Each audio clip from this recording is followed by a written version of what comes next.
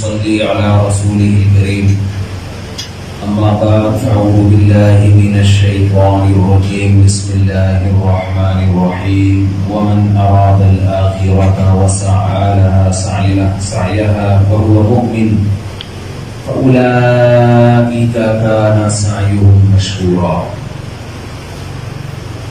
یہاں کچھ بڑے علماء بھی بیٹھے ہیں، چونکہ میں تو اجنبی ہوں، مجھے نہیں پتا کس کا کیا مقام ہے، کون بڑے عالم ہیں، کون درمیانے ہیں، کون کس درجے کے ہیں، تو میں تو اوپر چڑھ کے بیٹھ گیا، تو گستاخی بے ادبی معاف۔ بعض دفعہ شہرت انسان کو اونچا کر دیتی ہے، حقیقت میں وہ اونچا بننے کے لائق نہیں ہوتا۔ ان سے زیادہ عزت دار لوگ، علم والے لوگ بیٹھے ہوتے ہیں تو ان کی بے ادبی کا خطرہ ہوتا ہے۔ شہرت کے اصول کچھ اور ہیں اور اللہ کے ہاں مقبولیت کے اصول کچھ اور ہیں۔ ضروری نہیں کہ شہرت ہو گئی تو آخرت میں بھی مقبول ہو۔ یہ جو میں نے قرآن مجید کی آیت پڑھی ہے، میں اس کی کچھ تشریح آپ کے سامنے پیش کروں گا۔ سب سے پہلے تو اہل حدیث بھائیوں کا بہت شکریہ۔ میں نے جب پیچھے آمین کی آواز آئی نا، مجھے خاندانی قسم کی آمین فاتحہ کے بعد اندازہ ہوا کہ یہاں ماشاءاللہ سارے اہل حدیث ہیں، اور تو اگر یہی اعتدال ہم سب کی طبیعتوں میں پیدا ہو جائے تو پھر تو مسئلہ ہی نہیں۔ سعودی عرب میں آپ دیکھیں، ایک آدمی ہاتھ چھوڑ کے کھڑا ہوا ہوگا، ساتھ والا نے ادھر ہاتھ باندھا ہوا، تیسرے والے نے ناف پہ، چوتھے والے نے سینے پہ، ایک رفع الیدین کر رہا ہے، ایک نہیں کر رہا، ایک آمین کہہ رہا ہے، ایک نہیں کہہ رہا۔ تو اگر یہ سب چیزیں ہم برداشت کر لیں تو میرا خیال ہے پھر تو مسئلہ ہی حل ہو جائے۔ ایک حدیث پیش کر کے بس پھر میں جو اصل ٹاپک ہے اس پہ آتا ہوں۔ بخاری اور مسلم کی متفق علیہ صحیح حدیث ہے بنو قریظہ کی، کہ آپ صلی اللہ علیہ وسلم نے چند صحابہ کو بنو قریظہ بھیجا۔ اس حدیث میں کچھ علمی نکتے ہیں، وہ نوٹ کر، وہ تو حدیث تو آپ سب نے سنی ہوگی لیکن اس میں کچھ اہم پوائنٹ ہیں نوٹ کرنے کے، وہ شاید آپ نے نہ سنے ہو، وہ میں آپ کے سامنے پیش کروں گا۔ آپ صلی اللہ علیہ وسلم نے بنو قریظہ کی طرف ایک لشکر بھیجا اور حکم دیا کہ جب تک بنو قریظہ نہ پہنچ جاؤ عصر کی نماز۔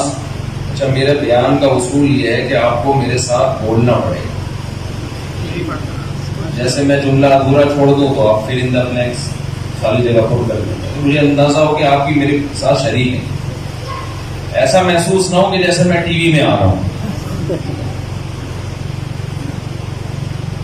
تو آپ صلی اللہ علیہ وسلم نے بنو قریظہ کی طرف صحابہ کو بھیجا اور حکم دیا کہ جب تک بنو قریظہ نہ پہنچ جاؤ کسی نے عصر کی نماز نہیں پڑھنی۔ مشہور حدیث ہے، راستے میں نماز کا ٹائم قضا ہونے لگا، صحابہ پریشان ہو گئے۔ ایک طرف نبی کی حدیث ہے بھائی جب تک مقام پہ نہ پہنچو عصر نہیں پڑھنی، لیکن دوسری طرف قرآن کی آیتیں حافظوا علی الصلوات والصلاۃ الوسطی، خصوصاً درمیانی نماز کی حفاظت کرو، عصر کی نماز۔ رائے کا اختلاف ہوا ہے اور یہ اختلاف پیغمبر صلی اللہ علیہ وسلم کی مخالفت کرنے کے لیے نہیں، پیغمبر صلی اللہ علیہ وسلم کی اتباع کرنے کی غرض سے ہوا ہے کہ نبی کی اصل منشا اور اصل مراد ہے کیا۔ جنہوں نے ظاہر حدیث کو لیا، حدیث کے ظاہر کو، ظاہری الفاظ کو، انہوں نے کیا کیا کہ بھئی ہم نے نبی کے قول کے ظاہری الفاظ کو لینا ہے کہ عصر کی نماز جب تک بنو قریظہ نہ پہنچ جاؤ کسی نے نہیں پڑھنی، بس ہمارے لیے اتنا کافی۔ اس کی باریکی میں جانا، اس کا مفہوم تلاش کرنا، اس کا اصل مقصد کیا تھا، اصل منشا کیا تھی، ہم اس کے مکلف بول لو نا بھائی. نہیں آپ تو پنڈی کے لوگ ہو یار. تو انہوں نے نماز قضا کر دی. دوسرے فریق نے کیا کہا؟ نبی کی منشا یہ نہیں, الفاظ تو یہ ہیں, منشا یہ. نبی عالم الغیب نہیں ہے. آپ کو کیا پتا کہ ہم بنو قریظہ جب پہنچیں گے تو نماز ہی قضا ہو جائے گی.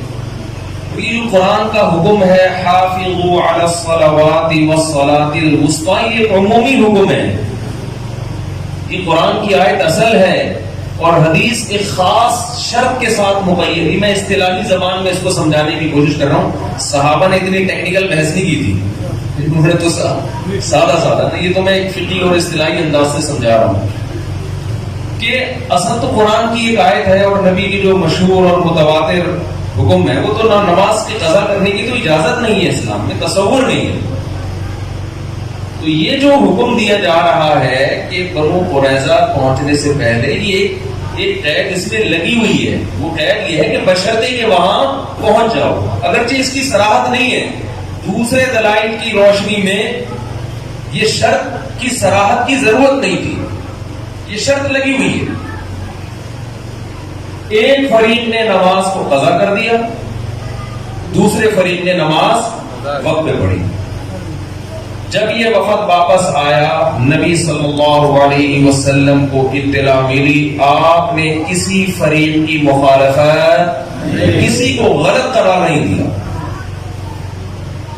دیکھو نبی کے دور میں جو واقعات ہوئے ہیں وہ اتفاقی نہیں ہیں, وہ اللہ کی طرف سے وجود میں لائے گئے ہیں امت کو ایک سبق دینے کے لیے.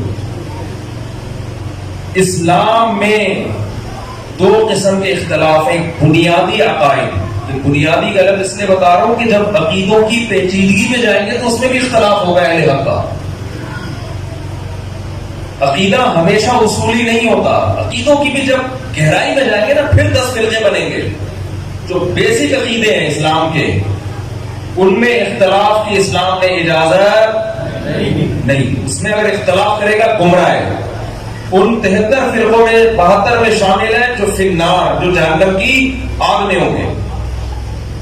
وہ کیا اختلاف ہے؟ عقیدہ توحید میں اختلاف. جی ہمارا رائے کا اختلاف ہے تو خدا ایک بھی ہو سکتا ہے, دو بھی ہو سکتے ہیں, رائے کے اظہار کی ہے کوئی اجازت. یہ مارکیٹ میں بولو بھائی, اتنا براڈ مائنڈیڈ بننے کی ضرورت. صاحب نے مجھ سے پوچھا, آپ مفتی صاحب بڑے براڈ مائنڈیڈ قسم کے ہیں, اگر کوئی یہ کہتا ہے نبی صلی اللہ علیہ وسلم ہر جگہ حاضر ناظر مشکل کشا حاجت روا سب چیزیں ہیں تو اس کے پیچھے نماز جائز ہے؟ نہیں جائز. اتنے ہم اکثر ایک نعرہ لگایا جاتا ہے کہ یہ مولوی لوگ جو ہے لوگوں کو دائرہ اسلام سے نکالتے ہی رہتے ہیں. بھائی دائرہ اسلام سے ہم نکالتے نہیں ہیں, لیکن جو پکا نکل گیا ہو اس کو ہمیں دائرے میں لانے کی بھی اجازت نہیں ہے. ہمارے معذرت کر تھوڑی ابیوزو لینگویج استعمال کر سکتا ہوں, معذرت کے ساتھ تھوڑی اسٹائل ہے میرا, کیا کریں مجبور ہے. یہ ہمارے باپ کا دین نہیں ہے, اتنا اس سے زیادہ نہیں. یہ ہمارے باپ کا دین نہیں ہے. یہ دائرہ ہمارے باپ کا بنایا ہوا تھوڑی, یہ تو اللہ کا بنایا ہوا دائرہ ہے. ہم کوشش تو یہی کرتے ہیں بھائی کفر کا فتویٰ حتی الامکان جب تک کوئی صحیح تعویل ہو سکتی ہے کسی کے کفر کا فتویٰ نہ لگایا جائے, لیکن اس کی بھی ایک حد ہوتی ہے. ایک آدمی اپنی بات کی خود تعویل کے لیے تیار نہیں ہے. وہ کہہ رہے بھائی میں نبی کو مشکل کشا سمجھتا ہوں, حاجت روا سمجھتا ہوں. بھائی اس کا مطلب بتا دے. حاجت روا کا شاید مطلب یہ ہو کہ کچھ کھینچتان کے نکال لو. وہ کہہ رہے نہیں, اللہ نے اپنے نبی کو اختیارات دے دی ہیں کہ وہ جب چاہیں جس کی چاہیں مدد کر سکتے ہیں. تو بھائی اب وہ تو خود اپنی بات کی تعویل نہیں کر رہا نا, تو ہم کیسے اس کی کھینچتان کے لے آئیں اس کو. تو عقیدہ توحید ہے. عقیدہ توحید میں سب سے پہلے دعا لغیر اللہ, یہ شرک کی سب سے اعلیٰ قسم ہے. دعا لغیر اللہ سب سے اعلیٰ قسم, کہ آپ کسی کو یہ سمجھ کے کہ اللہ نے اس کو ما فوق الاسباب اختیارات دے دیے ہیں, یہ سمجھ کے جب آپ کسی سے مانگتے ہیں تو یہ دعا ہے. یہ وہ پولیس والی ہیلپ لائن نہیں ہے کہ لوگ کہتے ہیں پولیس سے مدد مانگنا جب شرک نہیں ہے بھائی، تو بزرگوں سے مدد مانگنا کہاں سے شرک ہو گیا؟ بھائی پولیس کی مدد اسباب کے تحت ہوتی ہے. ابھی میں عقیدہ توحید بیان کر رہی ہوں تو پھر لمبا بیان ہو جائے گا پورا. پولیس کی مدد اسباب کے تحت ہوتی ہے، اور جن کو معبود سمجھ کے پکارا جاتا ہے ما فوق الاسباب، کہ اس کو کچھ ایسی اختیارات دے دیے کہ اس کو سبب کی ضرورت نہیں، اس کو پولیس کی بھی ضرورت نہیں ہے ویسی مدد کرنے کا. تو عقیدہ توحید ہے، عقیدہ ختم نبوت ہے، عقیدہ رسالت ہے. آپ صلی اللہ علیہ وسلم اللہ کے نبی ہیں. جنت، جہنم، آخرت، ان چیزوں میں اختلاف رائے کی اجازت نہیں. کوئی اختلاف رائے کرے گا تو ہم مارے کوٹیں گے نہیں، دائرہ اسلام سے اس کو باہر کیا کریں گے؟ ہم نہیں باہر کریں گے. باہر کو ہو چکا ہے، ہم بتائیں گے کہ ہو گیا ہے. حضرت مفتی محمد شفیع صاحب سے ایک دفعہ کسی نے پوچھا کہ یہ مولوی لوگ دین کے ٹھیکیدار کیوں بنے ہیں؟ وہ دائرہ اسلام میں باہر ہے، وہ دائرہ اسلام کے اندر داخل ہے، وہ خارج ہے، یہ ٹھیکیدار کیوں بنے ہیں؟ انہوں نے فرمایا ہم ٹھیکیدار نہیں، چوکیدار بہرحال ہیں. ٹھنڈا لے کے بیٹھے ہیں، غلط چیز کو اندر آنے نہیں دیں. ٹھیکیدار نہیں ہے، ہم کیا ہیں؟ دین کے چوکیدار بہرحال. اسلام کا ایک باؤنڈری ہے، باؤنڈری سے آپ کو نکلنے کی اجازت نہیں ہے. تو بیسک عقیدے، عقیدہ توحید ہے، عقیدہ رسالت ہے، عقیدہ تقدیر ہے. ان میں اسی طرح اہل سنت والجماعت کا متفقون علیہ عقیدہ ہے صحابہ کلہم عدول. سارے صحابہ کیا ہیں؟ عادل ہیں. حضرت معاویہ رضی اللہ تعالی عنہ سے مروی حدیثیں بخاری میں بھی ہیں، مسلم میں بھی ہیں. کوئی ایک محدث ایسا نہیں ہے جس نے حضرت معاویہ کی حدیث کو معاویہ ہونے کی وجہ سے چھوڑا ہو. کوئی ایک محدث ایسے نہیں. آپ جو ان پر الزامات لگاتے ہو، انہوں نے حضرت علی کو برسر ممبر معاذ اللہ نقل کفر گالیاں دلوائیں، جو جھوٹے الزامات، گالیاں دینے کی ترغیب دیا کرتے تھے. بتاؤ داماد رسول کو جو گالیاں دینے کی ترغیب دیتا اور برسر ممبر گالیاں دیتا وہ عادل ہو سکتا ہے؟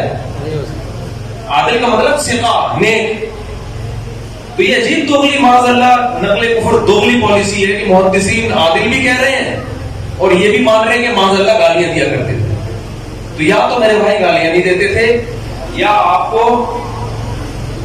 آپ نے یہ اردو کے میں خود سے ایک ترجمہ کشیدہ ہوا ہے اور خود سے حضرت معاویہ پہ آپ نے ایک الزام تھوپا ہوا ہے. کیونکہ میرا یہ ٹاپک نہیں، میں چاہ رہا ہوں جو بات میں کہنا چاہ رہا ہوں جلدی سے ہو جائے. میرے اندر بڑے فالٹ یہ ہے کہ میں جب چلتا ہوں نا کسی اسٹیشن کی طرف تو راستے میں قیام کام میں بہت ٹائم ہمارا گزر جاتا ہے.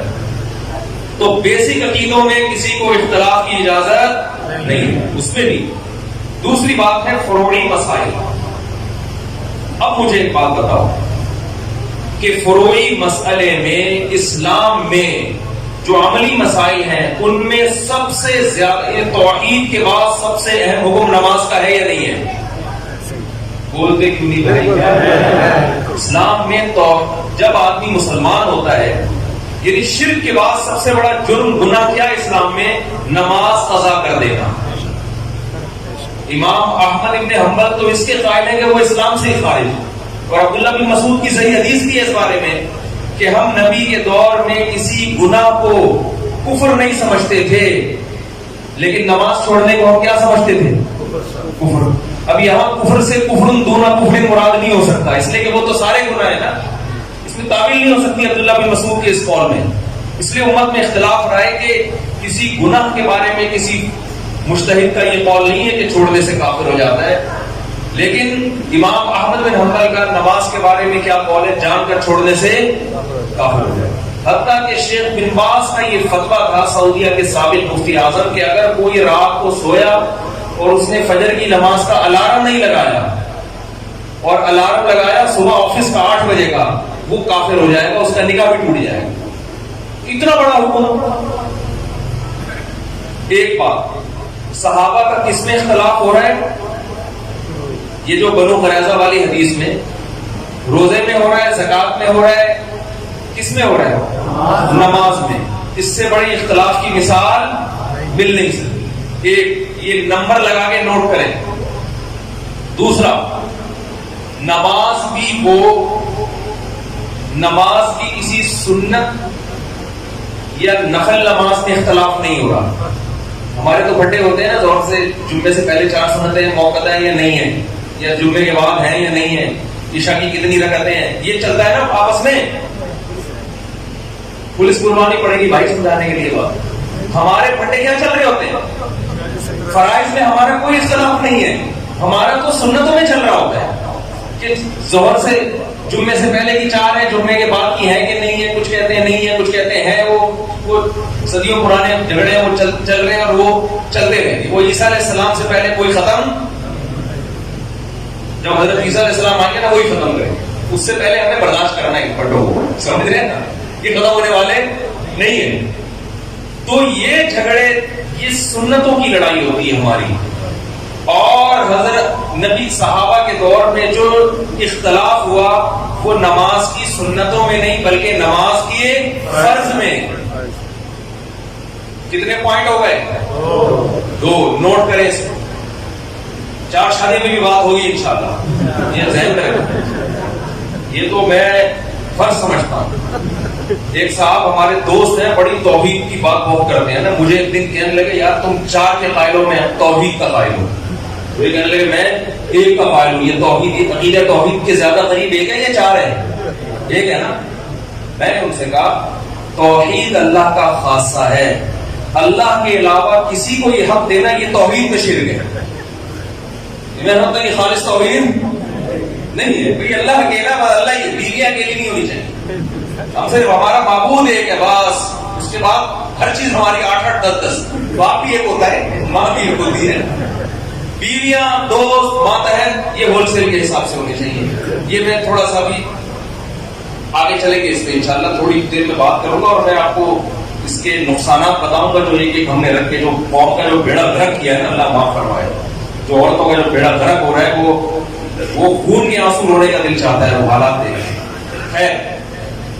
تو عقیدہ توحید, ہاں صحابہ 2 پوائنٹ ہو گئے. ایک اختلاف نماز میں ہو رہا ہے جو توحید کے بعد سب, کیونکہ توحید میں تو ہو نہیں سکتا تھا نا, وہ تو پھر اسلام سے خارج ہو جاتے. اختلاف کس میں ہو رہا ہے؟ نمبر 2 سنتوں میں, نوافل میں نہیں بلکہ فرض میں. تیسری بات, اختلاف اس نماز میں ہو رہا ہے جس کی اہمیت سب سے زیادہ. 5 نمازوں میں قرآن کہتا ہے الصلاۃ الوسطیٰ, سب سے امپورٹنٹ کون سی ہے؟ عصر کی نماز, اس کی حفاظت کرو. اس میں اختلاف ہو رہا ہے. اختلاف کی نوعیت کم ہو رہی ہے, بڑھ رہی ہے؟ بڑھ گئی. چوتھی بات, اس کی رکعتوں میں اختلاف نہیں ہو رہا کہ اس دفعہ عصر ہم نے 4 پڑھنی ہے کہ 2 پڑھنی ہے, بلکہ اختلاف اس میں ہو رہا ہے کہ پڑھنی بھی ہے کہ نہیں پڑھنی. کتنے پوائنٹ ہو گئے؟ 4. پھر عصر کی نماز کی کسی صفت میں اختلاف نہیں ہو رہا کہ آمین آہستہ کہنی ہے کہ زور سے کہنی ہے, رفع الیدین کر کے کرنی ہے کہ رفع الیدین کے بغیر پڑھنی ہے, جو امام کے پیچھے ہوگا اس نے فاتحہ پڑھنی ہے کہ نہیں پڑھنی. یہ نماز کی صفات ہیں, نماز کا وجود نہیں ہے. جبکہ صحابہ کے اختلاف نماز کے عدم اور وجود میں ہو رہا ہے کہ پڑھنی بھی ہے, پوری نماز ہی پڑھنی ہے کہ نہیں پڑھنی ہے. بہت مشکل ہے بھائی, میں سمجھا پا رہا ہوں اپنی بات؟ اس سے بڑا کسی فروعی مسئلے میں اختلاف ہو نہیں سکتا. لیکن نبی نے کسی ایک کو بھی ملامت نہیں. نبی کی یہ حدیث دیکھو, السکوت فی موضع البیان بیان. علماء جان, کہیں بیان کرنا ضروری ہو لیکن پیغمبر پھر بھی خاموشی اختیار کر لیں, یہ خاموشی پیغمبر کا. بعض حدیثیں خاموش ہیں, نبی نے فرمایا, کہاں فرمایا بھائی؟ کہیں بھی نہیں ہے بھائی. نبی اس موقع پہ خاموش ہو گئے تو یہ فرما دیا. تو یہ خاموشی نبی کی اس کی علامت تھی کہ دونوں فریق درست ہے. اس سے ہمیں نبی صلی اللہ علیہ وسلم نے قیامت تک کے لیے اصول بیان کر دیا کہ دیکھو, اگر مقصد پیغمبر کی اطاعت ہے تو اگر حدیث پہ رائے میں اختلاف ہو رہا ہے تو یہ اختلاف کی وجہ سے ایک دوسرے پہ کیچڑ نہیں اچھالنا ہے. صحابہ نے یہ نہیں کہا کہ تم, یعنی ہم لوگ اگر میرے جیسا نالائق ہوتا اگر تو ہم کیا کرنا ہے, آؤ مناظرہ کرو, بیٹھو, پھر ایک دوسرے کے خلاف جو سوشل میڈیا پہ جو طوفان بدتمیزی چل رہا ہے آپ کہہ سکتے ہیں ہم بھی تو جہلم یہی کر کے آئے ہیں. ہم جہلم اس کو روکنے کے لیے گئے ہیں, کرنے کے لیے نہیں گئے. اور اللہ کا شکر ہے ایسا رکا ہے, اب اللہ نے چاہا تو انشاءاللہ یہ فتنہ سر نہیں اٹھائے. تو ہمیں اپنے اندر یہ تحمل پیدا کرنا پڑے گا. اختلاف کا تحمل کریں. جو مسائل اسلاف میں اختلافی چلے آ رہے ہیں, چل رہے تو ایسے یہ ختم نہیں ہو سکتے اور ختم ہونا بھی نہیں چاہیے. اس لیے کہ تو اللہ تعالیٰ نے اپنے نبی صلی اللہ علیہ وسلم کی ہر ادا کو کسی نہ کسی طرح سے محفوظ کیا. اب میں جلدی سے اس آیت کی طرف آتا ہوں. وَمَنْ أَرَادَ الْآخِرَةَ وَسَعَى لَهَا سَعْيَهَا وَهُوَ مُؤْمِنٌ فَأُولَٰئِكَ كَانَ سَعْيُهُمْ مَشْكُورًا. اس آیت میں اللہ نے کامیاب ہونے کی 4 شرطیں بیان کی ہیں.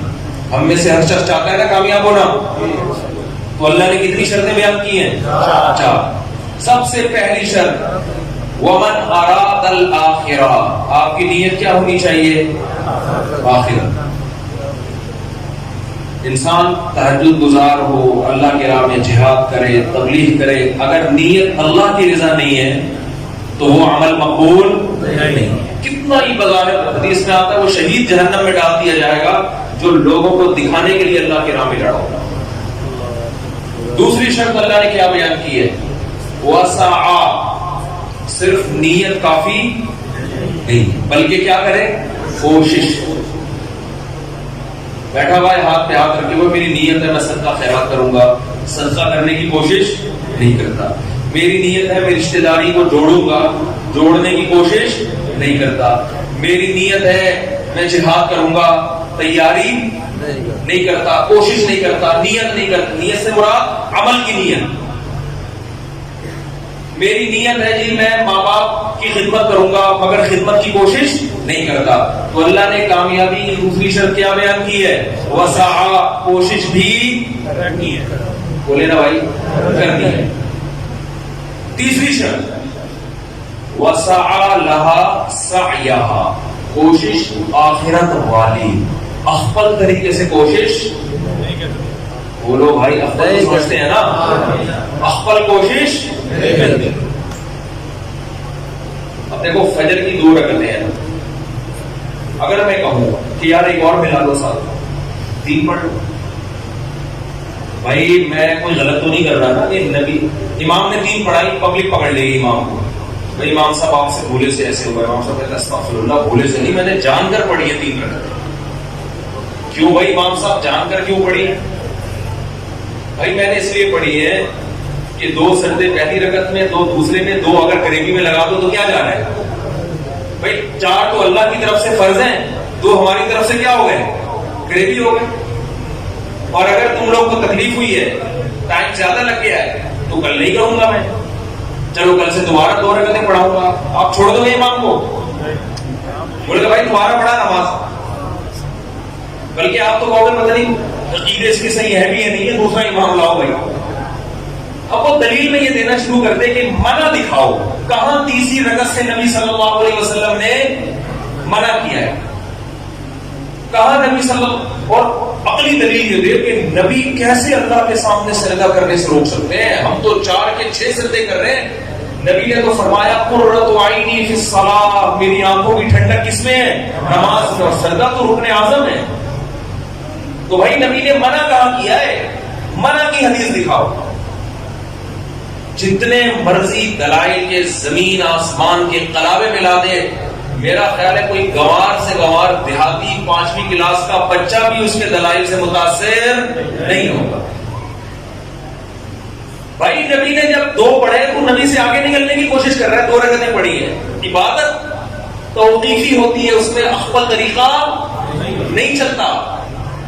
یہاں تو میرے بھائی ہماری سمجھ میں یہ بات آتی ہے بہت معذرت کے ساتھ, جب ہماری خاندانی رسومات اور ہماری بدعتیں ہمارے سامنے آ کے کھڑی ہوتی ہیں اور شریعت دوسری طرف, تو پھر ہمیں یہ حدیثیں اور یہ باتیں سمجھ میں نہیں.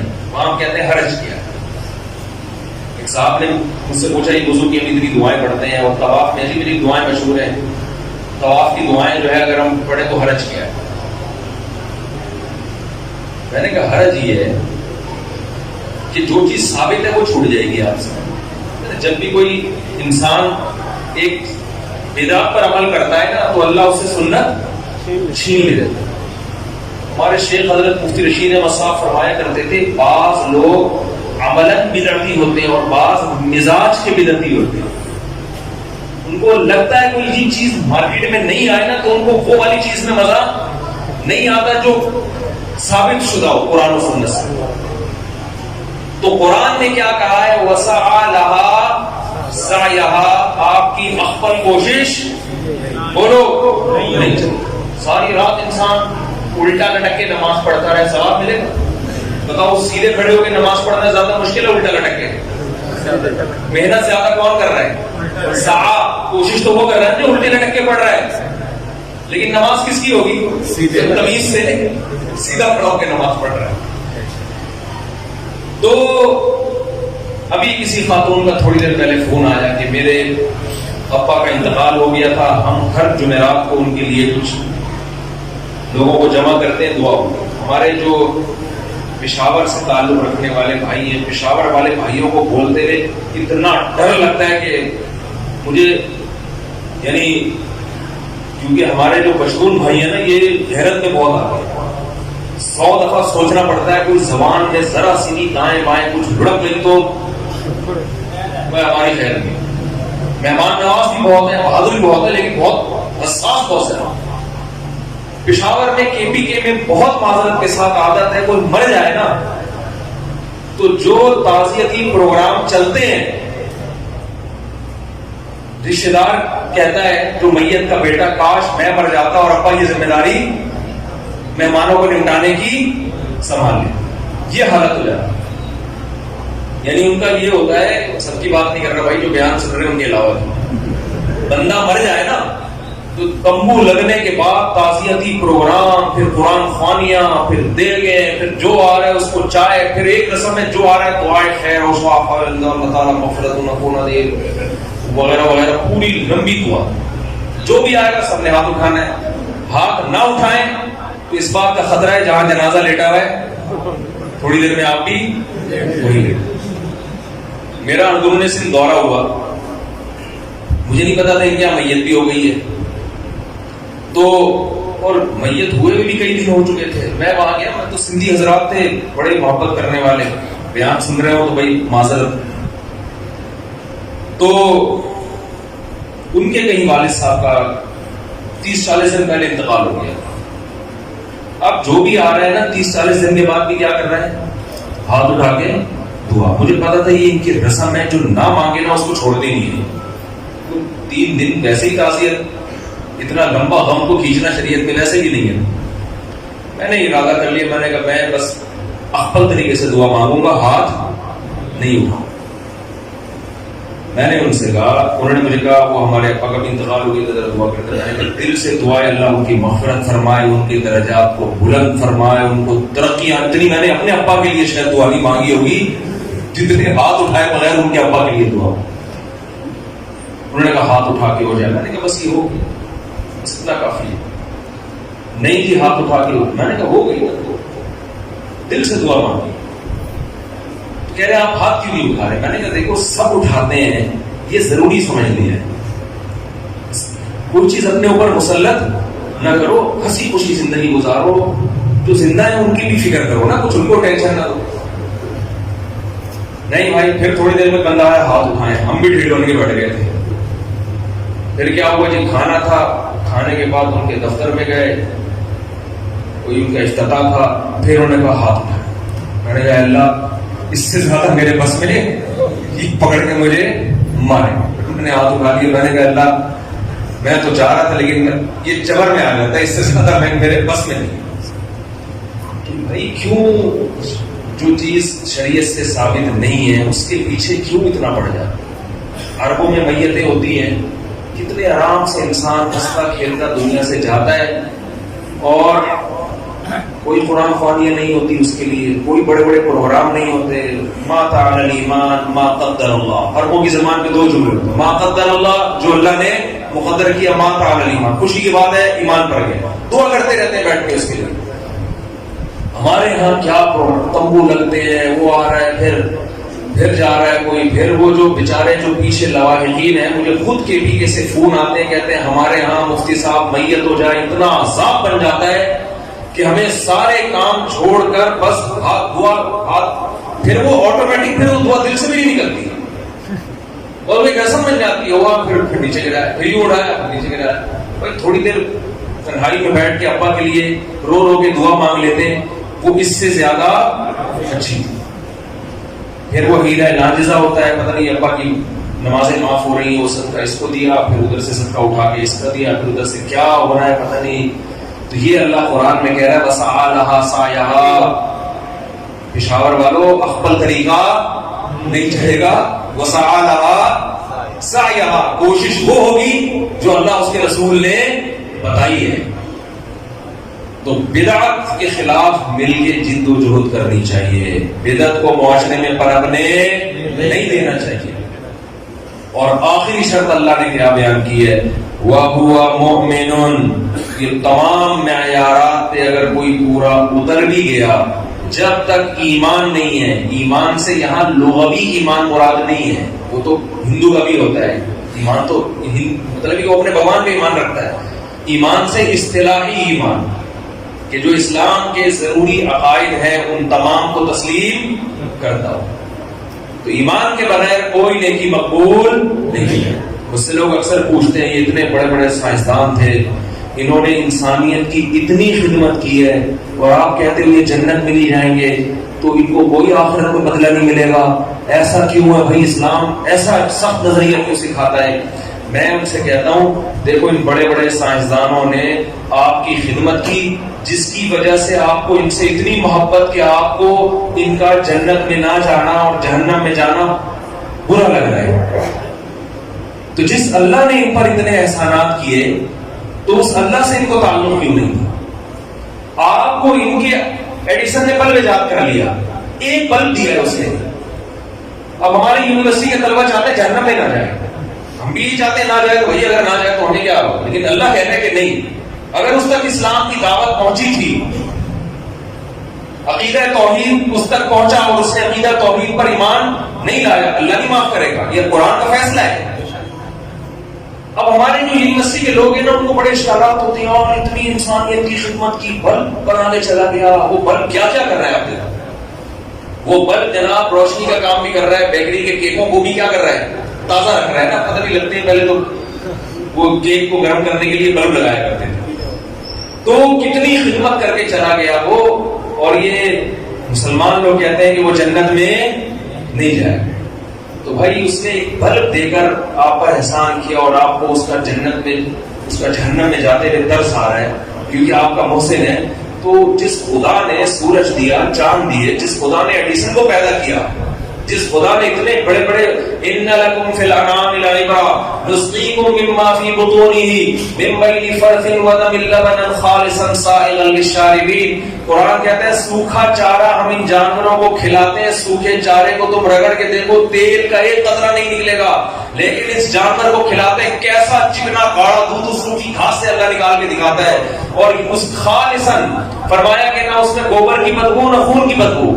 ایک ہی فیکٹری میں اس چارے سے گوبر بھی بن رہا ہے، خون بھی بن رہا ہے، دودھ بھی بن رہا ہے، لیکن اس فیکٹری میں جہاں دودھ تیار ہو رہا ہے نہ گوبر کی بدبو آتی ہے نہ خون کی رنگت. خالصاً یہ اس کا کلر دیکھو اور مزہ دیکھو، سائغا للشاربین، پینے والوں کے حلق میں پھسلتا چلا جاتا ہے. بتاؤ دودھ کی ایجاد عجیب، زیادہ عجیب ہے یا بلب کی ایجاد؟ دودھ کی ایجاد بلب سے کئی گنا زیادہ عجیب. اور یہ دودھ اگر ہمیں پینے کو نہ ملے، ان بلبوں کو ہم خود ٹینشن میں آ کے اپنے ہاتھوں سے توڑ کے ختم کر دیں گے.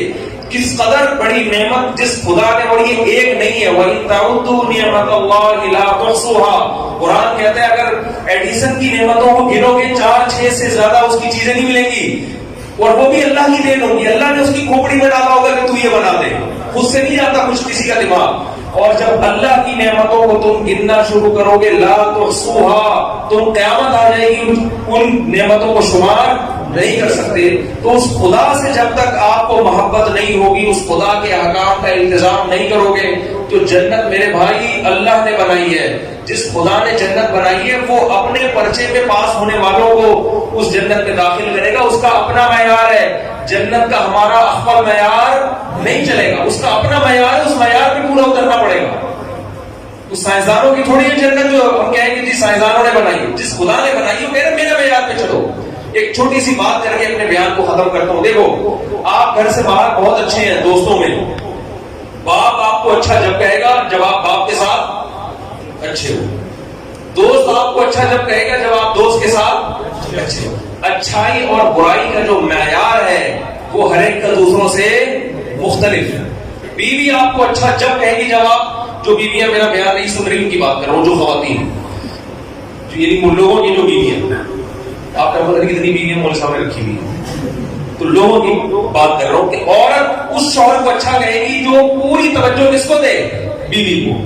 لیکن ساس اس شوہر کو اچھا, اس بیٹے کو اچھا کہے گی جو پوری توجہ کس کو دے, ماں کو. تو میرے بھائی ہمارے ہاتھ میں اگر جنت ہوتی تو پھر ہمارے معیارات دوسروں سے مختلف. ہر شخص کا اپنا معیار. جنت چونکہ اللہ نے بنائی ہے لہذا معیار بھی کس نے رکھا ہے, اللہ. اللہ کہتے ہیں جو سب سے پہلے میرے ساتھ مخلص ہوگا اس کو میں جنت میں داخل کروں گا.